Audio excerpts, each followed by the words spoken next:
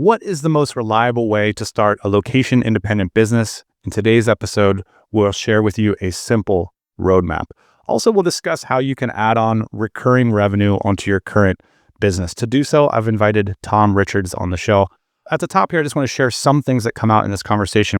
It's like a classic business puzzles. So one of the things to look out for is the number one decision that Tom made that is psychologically difficult, but tactically, it's very easy. It's something we can emulate and unlocked a ton of growth and new clients for Tom. So he cites it as the most important thing he's ever done in his business. And this is a decision that's like right on most of our doorsteps. So pay attention for that. We also talk about the retainer model in some detail. How do we retain revenue so we don't have to continually bring in more and more new clients every month? We also touch on a classic dilemma for service founders, which is, should we scale or not? Also, is it more appropriate when we're positioning our service to sell results or to sell process and deliverables? And at the end, we'll round out the conversation with a simple roadmap for starting an agency or a new service revenue stream on your current business. So I really enjoyed this conversation with Tom. Before I roll it, just a little behind the scenes, this will be the last pod in the office for a little while. Ian and I are heading to Europe this summer to spend time with so many of you. And a quick reminder, if you're listening to this and you're a DC member, registration for DC BKK 2025 is currently live. So make sure you grab your spot before July for access to the best price and a whole bunch of goodies. So without further ado, let's roll my conversation with Tom Richards. My name's Tom, and I have a niche SEO and ads agency focused towards mostly plumbing and electrical businesses in Australia. Okay, so how did you come up with the idea?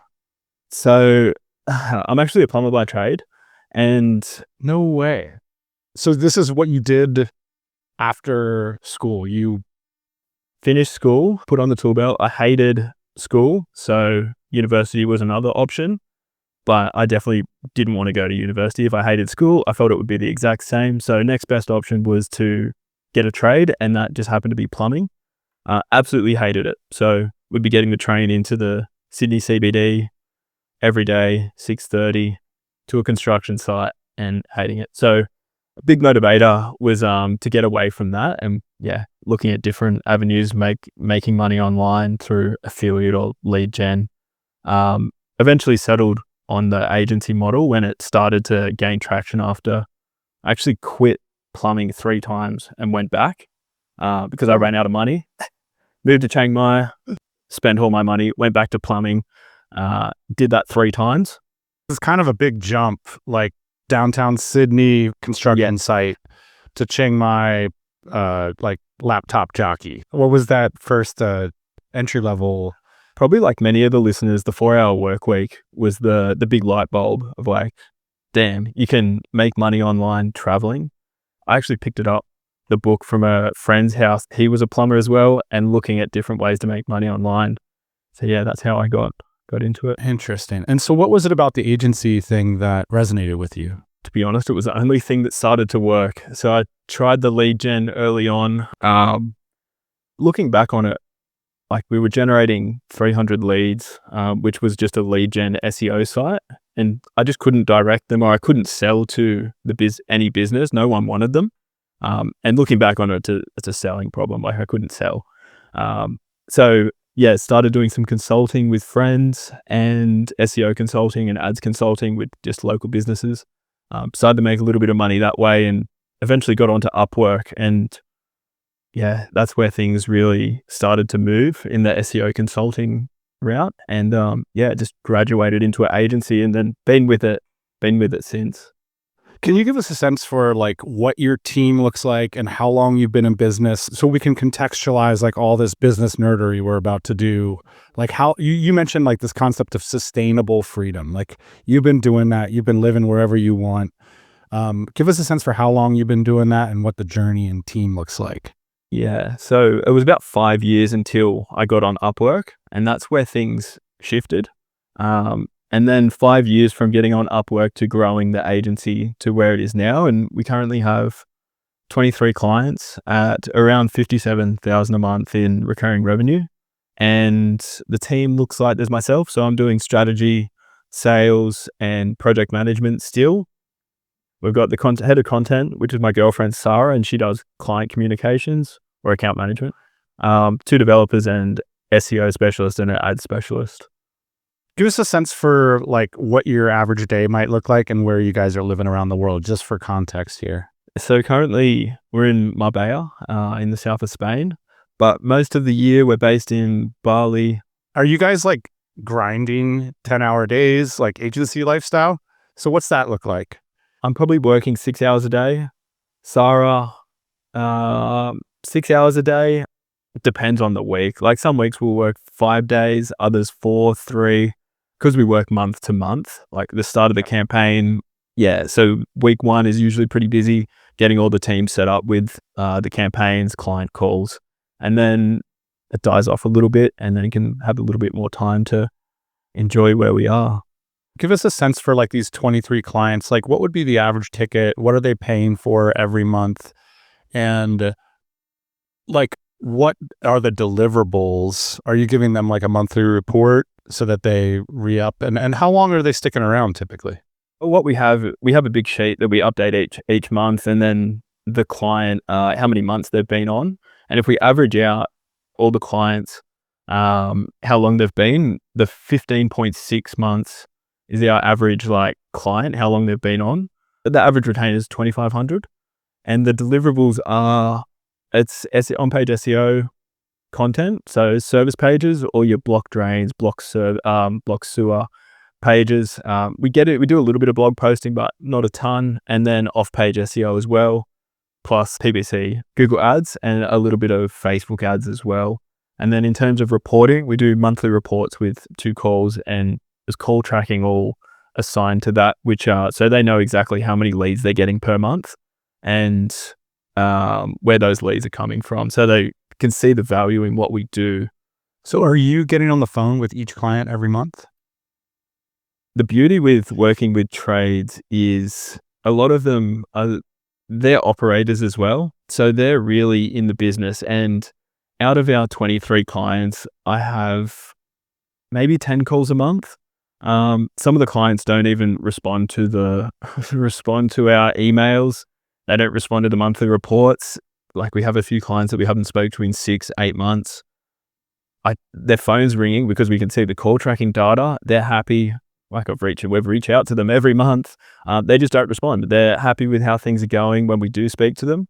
But yeah, that's the beauty about like the trade base. Whereas like I know some higher ticket SEO or ads marketing agencies, that's the complete opposite. It's more hands-on. Like they want a lot from you. Whereas with what we do, if we perform, we don't hear from the client. When you stop performing, that's when your phone starts ringing and yeah, clients are unhappy. And so the thing they really notice is their phone ringing with new leads. And so that's more than the reporting. That's what is going to keep them retained. Yeah. And they also see, like, we use agency analytics, reporting software, and like that pulls in everything. It pulls in CallRail, your Google Analytics, Google Search Console. It pulls everything in, and they get a report automatically sent each week as well. So they can see the calls that they're getting, how long was on the call summary, because like AI now in CallRail, the call tracking software, it condenses the call transcript and gives you a little summary of what's been said. So like they're loving that, which is great. And your team is 100% sourced from the Philippines, correct? Yes. Why did you make that decision? It just happened to be when we were getting started, like obviously you couldn't afford top tier talent or even talent from Australia, because it's just too expensive for what we were charging. Like we had the generalist agency for 2-3 years, working with not just trades, but working with everyone. And like our average retainer would have been about 1,500 AUD. We maybe had 10 clients, struggling to deliver the work as it is. And if we were to hire local talent, like the numbers wouldn't work, which led me down the Upwork path, looking for and finding good people on Upwork, and they just happen to be from the Philippines. And it allows us to maintain a higher profit margin. And to be honest, the quality of work is the exact same. In terms of ops, is it simply like Slack async all day long, or are you guys doing like team calls and that kind of stuff? So I did hear on the podcast that daily calls was a game changer for you guys. And Yeah. I did start we were doing 2 calls a week. We did bring in the daily calls for a little bit, but it was a little bit overkill. So we've brought it back to, we do a team call Monday, one-on-one with each team member through the week. And that's pretty much all the comms. The team talk amongst themselves in Slack, but I'm not too much a part of that unless I have to be. Sarah's way more involved with that side of things because she's dealing with a lot of content, publishing a lot of content. So she's doing that with the developers and the SEO specialists, but I'm removed from that, which is great. I feel like we can drive like daily deliverables with these huddles, but if you don't have daily deliverables, they just sort of feel like you're taking a chunk out of your day for no reason. Yeah. All our deliverables are monthly. And unless like urgent requests come in through a client, so content deliverables, link building deliverables, it's all monthly. So in the one-on-one calls, we can go over what's overdue, if there's any roadblocks anywhere. But when we're doing that daily, we just had nothing to talk about. You can think of it from like a people perspective, like team camaraderie and stuff. But actually, I like thinking about it from a numbers perspective too. It's like almost like a production line. I've got to get this much out of them by this time. So for those following along at home, this huddle conversation has like really been galvanizing in our community. Like, what is the right tempo? I've seen a lot of people even be like, well, I've got to produce this much work this week. That means I'm checking in again at like 3 p.m. So you're kind of like leveraging Parkinson's law, like a task will expand the amount of time given it. And then thinking about it in gross margin terms for those of us delivering creative work to our clients. So it's like, well, if I give this person till the end of the week, they'll get it done by the end of the week, and that works for my margins. Or instead, I'm going to give this person till 3 p.m.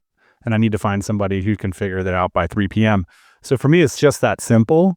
Taking like the human element out of it for a moment, just thinking like gross margin, what do I need to get it? When do I need to get it? And then working back into like meeting tempo from there. I'll just like say a number and see what you think. But like in the case of charging $2,500 a month for a deliverable, you'd kind of want to target your spend on team to be somewhere around like $800 would be an interesting benchmark, right? So we know like if someone's paying $3,000, these are deliverables they get, and it's roughly that spend of that $500 to $1,000 mark, which is, it's worked well. And then we allow clients 3 to 5 hours, but 5 hours max of miscellaneous like dev tasks. And that, if that flows out, that can throw the margins out a little bit. But for the most part, yeah, that's how we do it. And I bring it up because it kind of ties everything together, like thinking about meetings, thinking about hiring in the Philippines, thinking about your price point. This is sort of like, for those of you, maybe read the 4-Hour Work Week and you have a job you don't like. These are the ways that we can start to brainstorm agency ideas and start to think about like how to improve that gross margin is what we're going to get to, is like one of the ways that agencies can scale if the founder does desire to do that. So I always like to kind of come back to that gross margin number and think of that as the true top line of the business and kind of go from there when we're doing strategy work. One of the questions I had for you, I've been asking guests, is this idea of like, we are bombarded with so much entrepreneurial information. We read books, we listen to podcasts, watch YouTubes and all this. I want you to let us know one mindset shift or concept that has made a remarkable difference in your business that maybe the listeners can seize upon. I haven't followed it to a T, but I remind myself of it quite a lot. It's the Alex Hormozi 1-1-1 framework. One service, one offer, one product, one funnel, One channel, one channel, one focus to $1 million. Yeah. Probably butchered it, but you get the premise. Yeah. So just trying to focus on that one thing. I'm curious about like how you arrived at the retainer model. There's so many different ways to conceptualize an agency that can work. I'm curious if you've messed around with like initiation projects or like bundling it up in one big project or doing hourly. Yes. Well, to be honest, the gross margin is worse or very bad for the first 2 months. So what we do We arrived there simply because like hourly work is just, that's a grind. I did that. I did the consulting on Upwork. Hourly work is not where you're going to make money, and you're capped as well with how many hours you can work. The retainer model, it's great because you don't need to be looking for new clients every month. And we don't do lock-in contracts with every client, but for some that are up for it, if we lock them into a 12-month contract, we then front load the campaign with 6 to 7 months of deliverables in the first 3 months. SEO takes time. So by the time they get into 6 months down the track, they're already generating fairly good results and definitely paying for the campaign by then. That way, like, we've built the trust in the first month because they see how much stuff's getting done. And then we do that, and then we drip it out, and deliverables just decrease on the back end of that 12 months. Once that 12 months is up, we then move into just the standard deliverables. How much do you dig into the economics of your ICP? Do you get a sense for how much money they need to make off of this in order to make it make sense for them?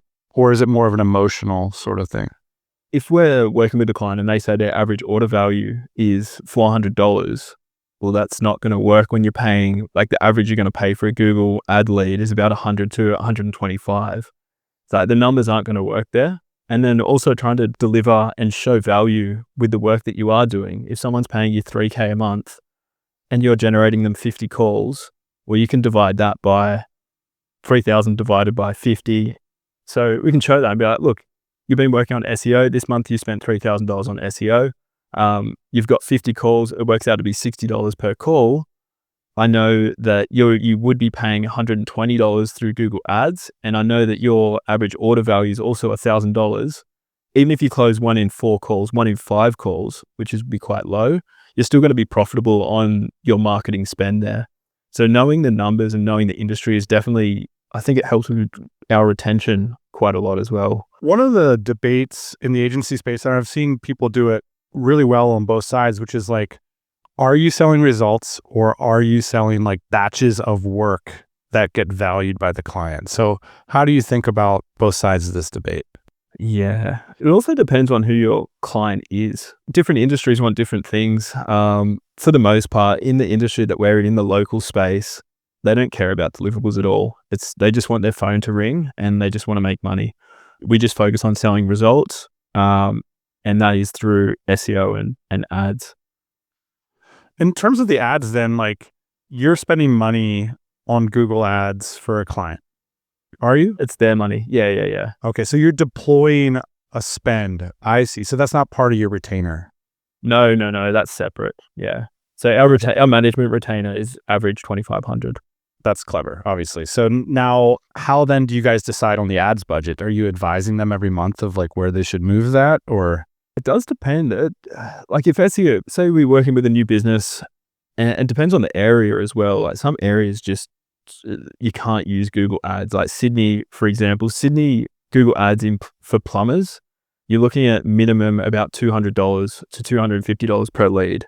It's insanely competitive. So it depends on the business. The minimum that we say is about $2,000 per month for Google Ads. And out of that, you're going to get roughly 15 to 20 leads, depending on the industry, depending on the location as well. But yeah, starting there, and depends on SEO as well. Like if we get 4 months into the campaign, SEO is ramping up, leads are ramping up. A lot of clients like to turn their ads or ad budget down because they're maxed out. And then they might hire someone, turn the ads back on to get busy again once they're maxed out, and then turn the ads off. So it's like that stair-step approach of turning ads on and off as needed basis. Tom, there was a lot of like FUD earlier in the year because like the niche site industry took a dump. And, you know, I started talking to a lot of like SEO agencies, SEO local agencies. People were concerned about commenting on what was going to happen to SEO in general because, you know, that's what they're reselling. Like there's SEO expertise into their clients. And if SEO is gone, well, what am I going to sell? I'm curious as to what your take has been, what your experience has been this year with the SEO upheaval. Yeah, it's been pretty crazy for the niche site guys and affiliate guys. For the content sites, it's not great at all. But in the local space, it hasn't been affected too much at all. Like maybe we've lost some blog traffic from how to unblock a toilet, how to unblock a drain, but that's top of funnel keywords anyway. Like it means nothing to a business if they're ranked number 1 for how to unblock a toilet because it's not a transactional keyword. So a lot of our leads come from either Google Ads or through the Maps pack, and it hasn't been affected. What's the Maps pack? So the Maps pack is you've got the ads at the top, the Google Ads, sponsored, like the sponsored posts, and then you've got the Maps section where it shows, say you type in plumber near me, electrician near me, and you see on the Maps section, you got positions 1, 2, and 3, which is the Maps section, or the 3 pack, some people refer to it as. Underneath, you have the organic search. So in other words, like your overall take is not super affected. No, thank God, because I know a lot of people that have had to shift whole business models or businesses because they've been completely wiped out. But for us, we haven't been affected. And my take is I'm just going to keep doing the Google Maps. I don't see it going anywhere. I think Google Maps is going to be around for a while. You can see where AI is pulling from. It does reference Google Maps. It references Yelp. It references word of mouth in Australia anyway. And it's interesting. I've seen a lot of that resilience. Yes, okay, maybe building a niche site portfolio is gone, but like all those skill sets, I've seen people be remarkably resilient. There's always going to be that next gap. But then when I'm talking to individuals, it's like the pivot is like right on the tip of the tongue. I'm really curious about marketing and sales. So like, I think probably the constraint for most people that want to start an agency is like, we can conceptualize a product, we can figure out our gross margin, we can hire people. But what is the path to getting 23 clients that are paying you $2,500 a month?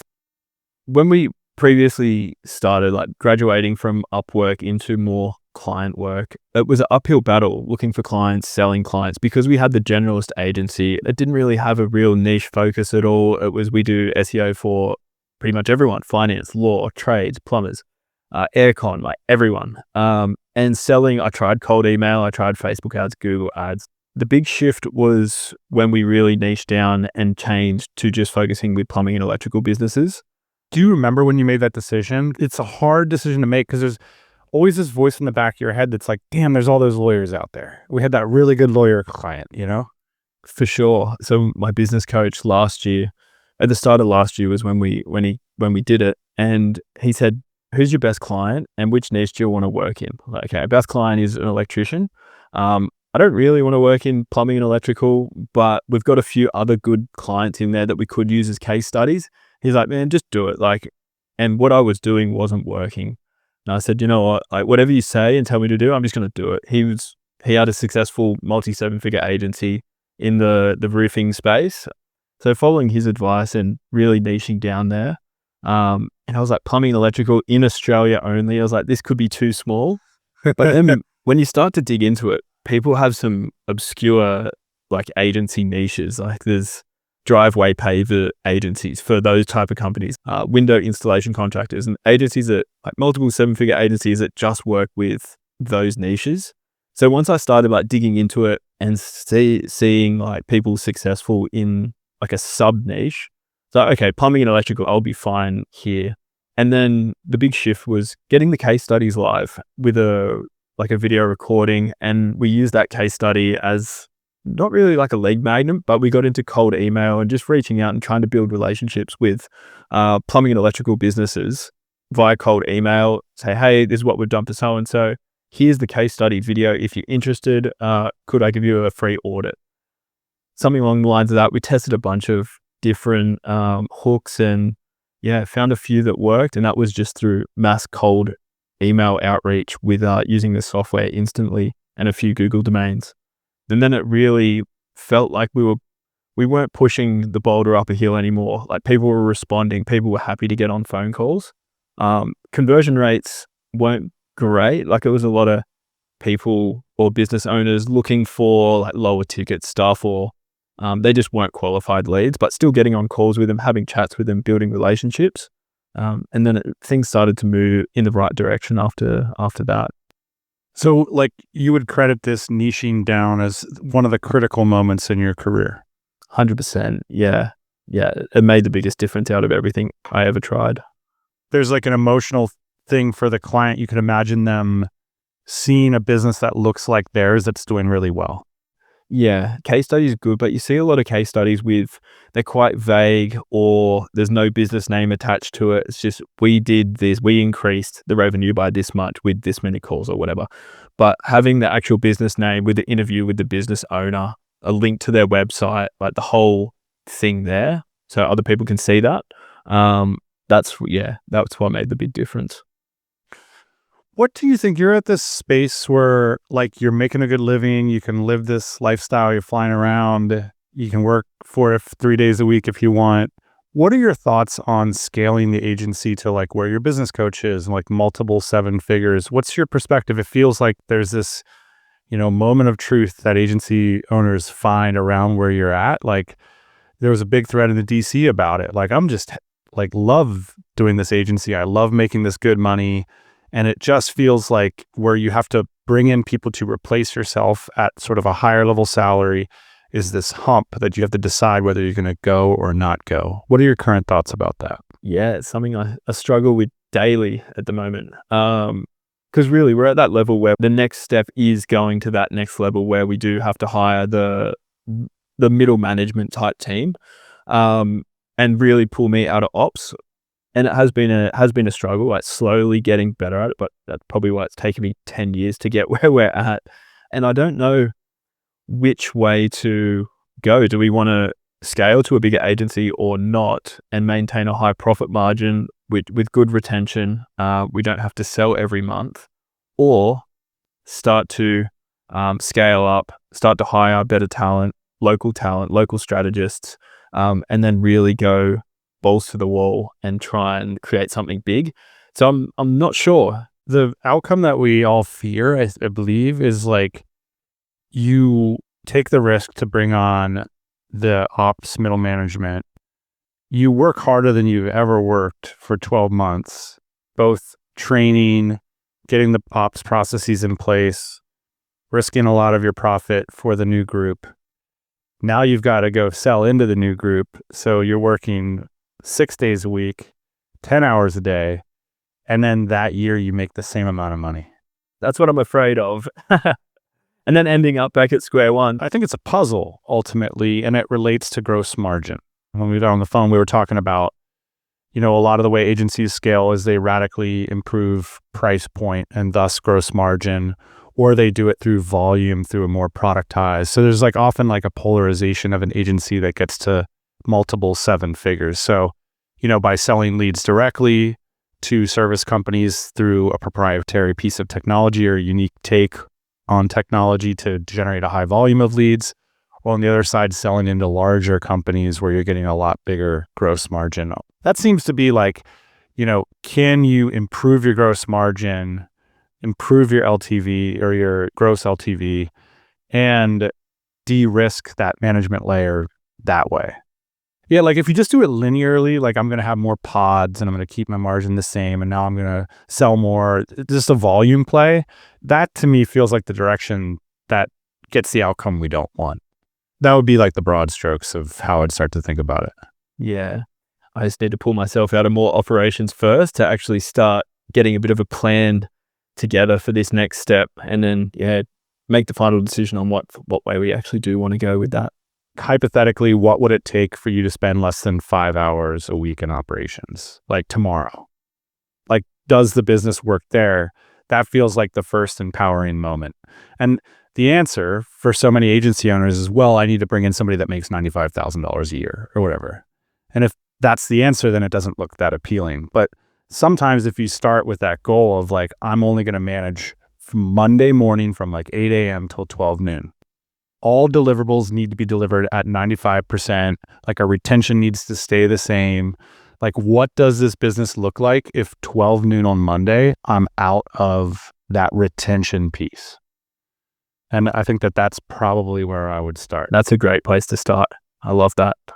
And then it's like 1 p.m., you have lunch, and it's like, okay, I'm out of operations because my hypothesis is my retention, like within some margin, will remain the same. And so now what do I do? Whereas I think a lot of agency owners, it's like, well, I really got to retain the revenue. That's like my top priority when I show up to work. And so like I'll get to Facebook, I can get to it sort of thing. And I think that's fine. Like that'll keep us where we're at. And when we talk about all this stuff, like bringing in management layer and blah, blah, blah, all we're really talking about is like, can I retain this revenue? Can I retain this gross margin? And can I be free by 1 p.m. on Monday? Because I know I can sell 23 more clients if I have that time back. That seal from operations, it's hard to have if you know what the hell you're doing. And you've talked about building the skill set over 5-10 years. Like you really know the nuances of how you're retaining this revenue. And so if you know too much about it, that can be a downside at this particular moment. Because it's like, well, how am I going to teach somebody else like all this stuff that needs to happen to retain revenue? I know a lot of agency guys probably talk about this or do this, but just building out the processes as you move forward. If we're doing something, do it once, or training someone, do it once through Loom into checklist, through ChatGPT, like the transcript into a checklist, and then the transcript into like dot point form, and just keeping that in the ClickUp folder. Yeah, if it's possible that you could ramp up even your tempo for a short period of time, it's a coup if you could get cost-effective teams somehow empowered by process and procedure to deliver that high-value retention work that maybe, you know, it's not as high value as you thought it was. It was just like a little bit complicated. So that would be an interesting breakthrough in theory. One of the advantages of the agency model is that we can live in Bali, we can live in Spain, we can feasibly do it within the next few months if we have a clear roadmap. I'm wondering if you could lay out what your roadmap would be for somebody in 2025 that wants to follow in your footsteps. If you have some type of experience or can generate results, or any type of, it doesn't have to be results, any type of service, it might be design, it might be whatever, SEO ads, Facebook ads, cold email, even email and newsletters for e-commerce sites, whatever it might be, having your skill set, but then picking a niche, creating the offer. It goes back to the 1-1-1. Pick your one offer, your one niche, your one service. Create a good website, or nice looking website that clearly defines what you do and how you can help that person. You don't have to specifically say we're an email marketing agency, but sell the end result on the website. And obviously you want to have it so people know what you are actually offering as well.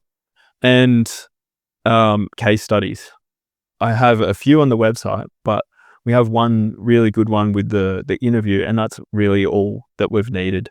And I know a lot of friends that have just one case study, one good interview with one good result, and it works great for them. So I would be doing everything you can to get that one good case study.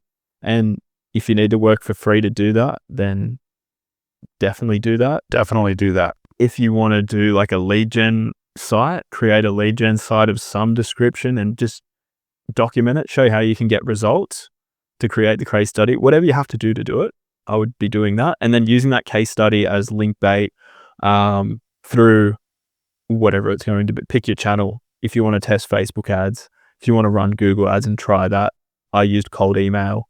Seeing how you can help people and just offering value would be the big things there. You mentioned like retention is everything. So choosing something that has this element of you're going to need to continue to deliver this service to your clients, because that's just LTV. Yes, and just retain. Like if you onboard a client and they leave the next month, unless you're onboarding a lot of clients, you definitely want to fix that retention. Most of all though, if you get results, retention's going to be pretty decent, and you can communicate those results and show the client what you're doing. That should, in theory, they're not going to leave. If they're getting good result and they're making money on what they're spending with you, they should stay, hopefully, for as long as they keep getting results. This is like the most reliable location independent money roadmap that I've probably come across on this show. You just start with this niche that feels uncomfortably small, because that is a conversion and trust tool. So you're saving yourself so much time. You could stamp out another agency that's similarly uncomfortable in 24 hours and hire somebody to do a cold email campaign for that. So when people say it's not a broad enough vision, I think that is the response. Like in the early days of making money, you want to make it as easy as possible to bring in revenue and retain it. And the more focused you are, the easier it is to do that. So, right now we're talking about electricians. We could be talking about plumbers tomorrow. We could be talking about driveway paving tomorrow. So if at any point you want to risk capital and time that direction, you can go that way versus starting with an agency that's, the do-it-all guys, So that's the first thing. And then working free for that case study, that to me is like risk nights and weekends for 8 weeks to get the one case study, or maybe even you could do it faster, ideally. Work for somebody that has some kind of clout that people want to emulate, do it for free, and you're off and running. That's what it takes. And I think that that's a reliable roadmap for people to get a lot more freedom in their life. For sure. Completely agree. Let's bring us behind the curtain maybe a little bit of, okay, you were a plumber, that sucked. Now you're running an agency, but some things about running an agency suck too. So if you could compare some of the good, bad, and the ugly of your new lifestyle. Being overly ambitious and feeling bad when you're not working, feeling like you're not getting anything done has been a bit of a struggle, and letting go of like going out, like going to the gym, like, oh, I need to be doing this. I need to be growing, need to be like whatever online. But in reality, it doesn't have to be the case, and it doesn't matter if I'm out for 2-3 hours, if I'm off for the day, nothing's going to fall over. So that's been a bit of a struggle, just working through that and trying not to feel guilty for not being online or away from the computer or not making any progress in the business. Just essentially entrepreneurial guilt. Pretty much, yeah. Like when you have a job, more or less what the standards are, but like there's this enormously immovable bar when you're running a business where in theory every amount of energy and time you put into it could be a return on that investment. So it's like in the back of your mind constantly, essentially. Yeah. How would you compare what you've achieved to what you imagined when you read the 4-Hour Workweek? Ooh, that's a good question. Completely different. I thought I would be a millionaire in 2 years. The first time I quit plumbing was maybe a year after I read the 4-Hour Workweek. Was making maybe $500 online. I was like, going to scale this up, making $100K a month profit. Like, it's going to be great. Fast forward 9 years and we're still not there. Not really close either, but it's taken a much longer than expected. Do you regret anything about that 9 years? Not really, no. It's been a great learning curve because like we've still been making enough money to at least live in Thailand, live in Bali cheaply. Bali is definitely not as cheap as it was previously. Same with Chiang Mai. But it's all been a great learning experience, getting out of Australia, traveling while working, meeting great people, meeting a lot of other people that all my friends now have online businesses. So no, there's no regrets. There's definitely been a lot of ups and downs, but it's the ups and downs are getting smoothed out as we move through the years, which is great. Yeah, it's like we have time to meet these people, to expose ourselves to the opportunities. We're skilling up. It's very rare that I see genuine regret from people who've followed this path. Maybe on the high end, some people who had like an enormous amount of pedigree, like they were an investment banker or something, and then they went 4-Hour Workweek and they didn't get back to investment banker. But that's like pretty rare. For most of us, it seems to like outperform whatever our like sort of career perspective or like roadmap was looking like. And now it's like, well, we've got the time, we've got the network, we've got the skills. And like, there's also this like opportunity dashboard where, I'm seeing what my friends are doing, so I could always jump onto that or partner with this person or take on this next challenge. And meanwhile, being able to have a lot of like time and location flexibility seems to be like worth it for the vast majority. 100%. Yeah, I do agree. Like the location independence is the big one. Like one of my friends at the start of the year, he had a spare room in Japan in the snow, and he said 3 weeks before he was supposed to leave, he's like, "Oh, I do have a room. Do you want to come?" Okay, I can. Yeah, sweet. And that was like the first time, probably in the the last 5 years that I've actually taken advantage of that. And that was a bit of a aha moment. It's like, oh, I can actually do things like that on a last minute travel trip. Like it doesn't matter too much. We've got the laptop with us. There's going to be like the team can handle most of the fires that are happening. Having 10 days off that's not going to put the business into the ground. So we can do that, which has been great. You mentioned that you have this AI tool that you use Loom all the time. What is Whisperflow.ai? It's great. It's just like the Mac voice dictation on steroids. So you just put the cursor anywhere, anywhere you need, emails, WhatsApp, Apple Notes, anywhere, and you hold down one key, speak into it, voice dictate, write, cleans up your R's, arms. Yeah, it's great. So that's my second used AI tool other than ChatGPT, I think. So essentially, like the takeaways here are you're able to communicate at a higher volume and more effectively. Yes, because I'm shocking at spelling. I'm slow. There's too many mistakes. It's not good. This just makes it so much better. So hold down one key, talk, press send, done. And no more spelling mistakes. What's your favorite ChatGPT implementation right now? We've been having it connected into Google Sheets. It's getting like pretty technical here, but writing location page content for, say, plumber in Sydney, plumber in Brisbane, doing multiple pages like that and writing similar content. You can do it all through spreadsheets now with ChatGPT or Perplexity connected into the Google Sheets and have that whole process automated, which has been great. If it researching different things in sheets, like you can have a cell and say research this topic, and you can just pull it down and it's going to research a bunch of stuff. All right. So finally, I want to ask you a little bit about location. I know you're in Europe for the summer. You have a Bali hack for meeting people. And what is like living in Bali like in 2025 for entrepreneurs? It's changed a lot. It's definitely more expensive and you get a lot less for your money in the property. Like you want a villa, you're going to be paying quite a bit for it. It's definitely gotten busier.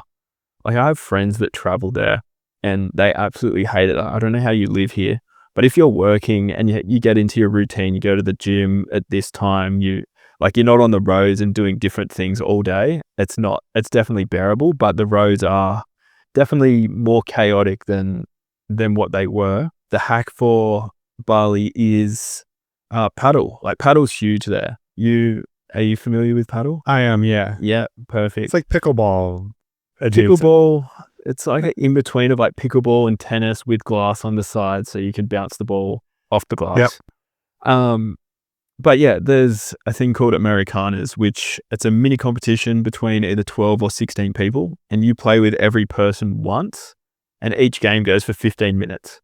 So you're going to be playing for 2 hours or 3 hours. It can be maybe a bit longer, but you get to meet 11 or 15 people throughout a tournament. So I guess it's kind of like speed dating. I've met so many of my friends in Bali that way, and there's people that are staying there long term. They do all different types of stuff online, like there's property developers, but e-commerce, few guys in the DC there. If you don't know where to start, go to a run club, go join some Americanas and play paddle and meet a ton of people that way. How do you guys think about the comparison between Bali and Chiang Mai? Because there's a lot of comparable elements between the two, and I can see people jumping back between those two locations quite a bit. Yeah, I haven't been in Chiang Mai in 3 or 4 years now. So I was in Samui at the start of the year, Koh Samui. Okay. And was there for 2 months and then was in Bali for 2 months straight after. So that was a great comparison. And Samui was great. The community there is quite small, so it's a bit slower than going straight to Bali. Bali was just an amped up version of Samui. Everything that's in Samui is in Bali, but more intense or done to a higher degree. So I do prefer Bali over Thailand. We've done both and we keep settling on Bali. That makes sense. Yeah, Bali is just like turn the volume to 10, and that high end element I feel like is much more on display in Bali and a little bit more elusive in a lot of the Thai islands. Yeah, for sure. Tom, what is the best way for listeners to get in touch with you if they have questions about your business? Should be a message on LinkedIn, Tom Richards. If you search Tom Richards AU, it should come up, or Tom Richards at PlumbElec Marketing. shoot me a message there and I'll get back to you. All right. Well, Tom, thanks for taking your time today to be on the TMBA podcast, and enjoy your time in Marbella. What a great spot. Thanks, Dan. Appreciate it.